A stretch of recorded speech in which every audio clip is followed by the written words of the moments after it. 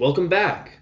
We're still plugging away at Rotten Tomatoes' top 200 horror movies of all time, and coming in at number 197 is Frailty. Now, this is another movie on the list that I haven't seen, so far we're 3 for 4 for movies that I haven't seen, which is kind of refreshing. Anyways, Frailty currently has a 75% critical consensus on Rotten Tomatoes, as well as 78% from the audience. It also has 7.2 out of 10 on IMDb. And the synopsis to Frailty goes as follows. One day, a widowed blue-collar worker has a revelation. He must destroy those revealed to him as demons. He then begins the serial killings of God's Hand Killer across Texas. But he also has 2 young sons, the younger of whom idolizes him and believes in the cause, while his older brother is revolted, but cannot bring himself to stop his father. 20 years later, the elder son walks into a police station and confesses. Now, as always, I recommend that you watch the movie before watching this review because, yes, there are spoilers ahead. And as always, I'm just going to talk about the things I like and the things I dislike, my pros and qualms. So let's get started. So first, the pros of this movie. The summer of 1979. It was the summer of 79. Wait. Whoa there, Tiger. Save some for us. I sure love peas. You must. You better be careful, though. You just might turn into one. Say, how'd you do on that math test? Barely passed. Well, I was never any good at math either. Yeah, but there's gonna be another test next week. That one's gonna be even harder. Hey, tell you what. We'll sit down this weekend. We'll see if we can't figure out that junk together, okay? Night, boys. Sleep tight. Don't let those bed bugs bite. That's right. You know, it's really refreshing seeing a single parent that is so loving and not boozed and doesn't really have a problem.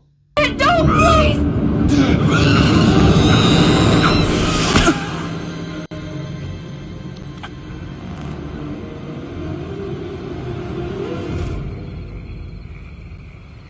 I really like this transition. Well, why don't you just keep talking? Maybe I'll figure that out.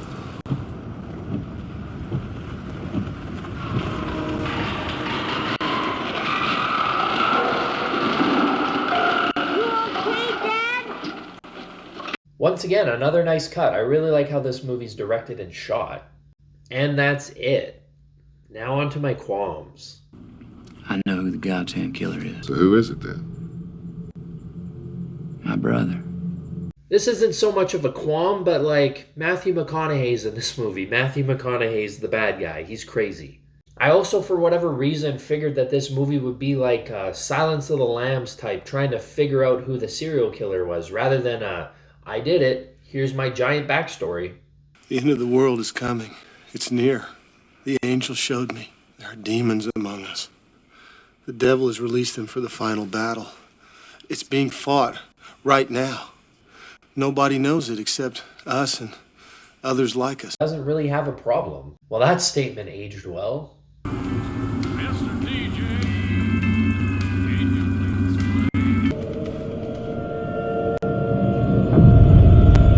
You know what? I actually hope it turns out to be God. I bet it will. I bet God is actually telling him and he actually sees what he believes he's seeing.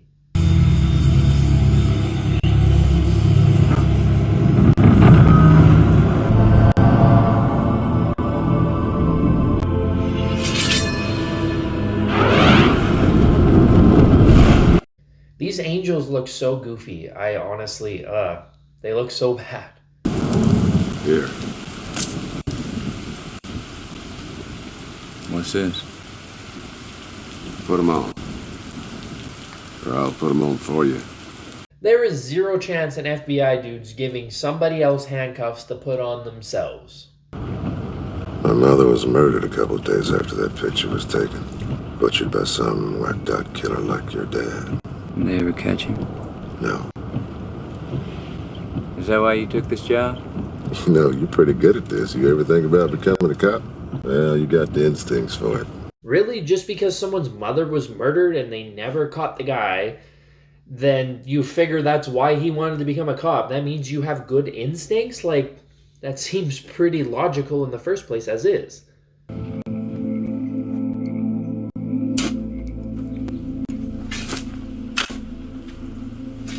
I kept digging.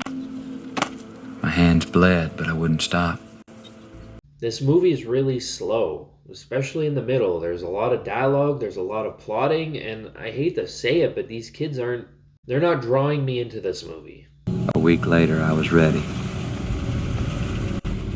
My first demon was to be Brad White from Dallas. Boy, I'm sure glad they're all within driving distance of this dad so that he can do God's work for him. Dad!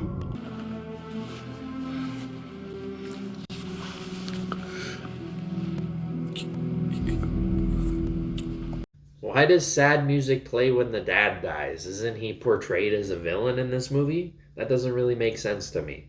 If the man standing in front of you is Adam Meeks, Matthew McConaughey's the bad guy. He's crazy. Wow, what a twist. Now, yes, I know technically Adam's not actually the villain because he's not the God's Hand serial killer and that Fenton is. And I know that the God's Hand serial killer is a separate killer from Adam and his father's religious killings. But all I meant was that Matthew McConaughey was not who he said he was. You dirty little son of a...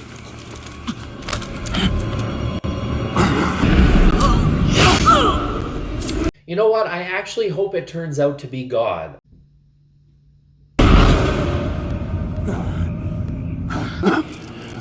How did you know? you were on my list.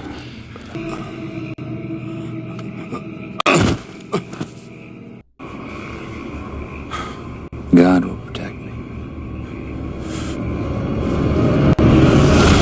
I really think that this part right here should have been the ending. That's it. I mean, I'm okay with the ending that they gave us, but still, that would have made a good ending right there.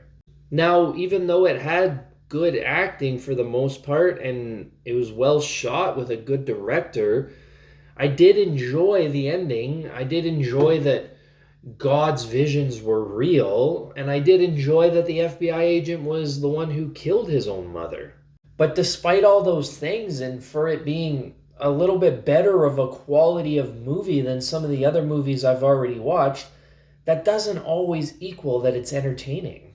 I found it quite slow, and honestly, even if they cut 20 minutes off, I still think the movie would have been a little slow. I'm not the biggest fan of backstory narration movies, and this movie was a lot more full of it than I expected it to be. So, because of all those things, I have to put Frailty on my dislike list. Now, do you agree? Do you disagree? Did I miss anything? Let me know down below. And as always, this is just my opinion, so thanks for watching.